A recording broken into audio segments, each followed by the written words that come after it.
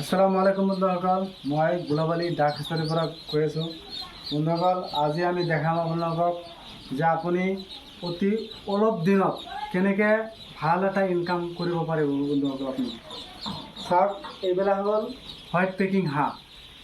এইবিলাক হাঁহ যদি আপুনি পোহে তেনেহ'লে আপুনি দুই মাহত আপুনি বিক্ৰী কৰি দিব পাৰিব। বন্ধুসকল চাওক, কিমান চঞ্চল পোৱালিবিলাক। 2 মাহত আপুনি এইবিলাক বিক্ৰী কৰি দিব পাৰিব মাংসৰ কাৰণে।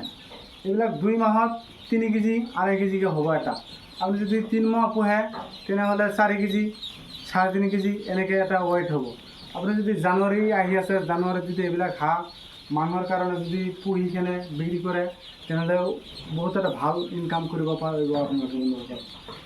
কোনোবা চাকৰি মানে বিচাৰি আছে, চাকৰি পোৱা নাই, পইচা অলপ আছে, চাকৰি পোৱাৰ পিছত দৌৰি আছে, তেনেহ'লে আপুনি অলপ হাঁহ লৈ কেনে আপুনি ষ্টাৰ্ট কৰিব পাৰে। বন্ধুসকল, অতি সোনকালে আপুনি লাভৱান হ'ব পাৰিব। এইটো লোকেল মুৰ্গীতছে আৰু সোণালী মুৰ্গীতকৈ এইটো আৰু অতি লাভজনক বা অতি সোনকালে ডাঙৰ হয়। এইটো 2 পৰা 3 মাহলৈকে এইটো মানে বিক্ৰী কৰিব পাৰিব। আপোনালোকে 3 মাহ ভিতৰত বিক্ৰী কৰি দিব পাৰিব। এটা 3 মাহৰ ভিতৰত যদি বিক্ৰী কৰে, এটা মিনিমাম 500, 600, 700 টকা বিক্ৰী কৰিব পাৰিব। এইটো আপোনাৰ মই কৈছোঁ যে লোকেল মুৰ্গীতকৈ এইটো লাভজনক বেছি। আপুনি এইটো ধানৰ মল খুৱাব পাৰিব। বন্ধুসকল, যিটো আমি গুড়ি বুলি কওঁ, ধানৰ গুড়ি, এই ধানৰ গুড়ি অলপ আউলা চাউলৰ ভাত মিহলাই দিলে এইটো অতি সোনকালে খাই ল'ব, অতি হাতৰ ভিতৰত। আৰু এইটো আপুনি 1 মাহ দানা খোৱালেই হ'ব। আৰু লোকেল মুৰ্গীটো আপোনাৰ 3 মাহত কিমান হ'ব? 700, 800, 900 গ্ৰাম কিমান বিক্ৰী কৰিব পাৰিব। বন্ধুসকল, প্ৰতি মাহত 400 টকা। এইটো হাঁহ যদি 500, 600 টকা বিক্ৰী কৰে তেনেহ'লেতো এইটো আপোনাৰ দানা ইমান নাখালে আপুনি ধানৰ গুড়িয়ে খুৱাব 2 মাহ। 1 মাহ আপুনি ব্ৰইলাৰ, যিকোনো এটা ব্ৰইলাৰ ষ্টাৰ্টাৰ বা ব্ৰইলাৰ ফিড ষ্টাৰ্টাৰ মুৰ্গীৰ দানা খোৱালেই হ'ল।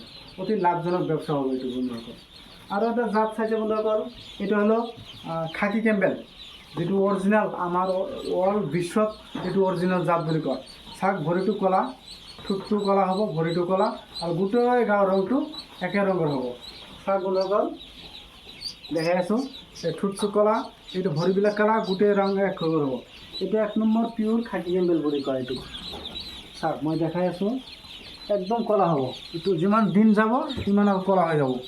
এইটো একদম পিয়ৰ খাকী কেম্বেল। এইবিলাক আপোনালোকে পুহিব পাৰে মাংসৰ কাৰণে। এইটো মাংসৰ কাৰণে নহ'ব, এইটো আপুনি কণীৰ কাৰণে পুহিব লাগিব। এইটো কণীৰ কাৰণে যদি পোহে আপুনি 4 মাহ প্লাছ হ'লে কণী দিয়া ধৰিব।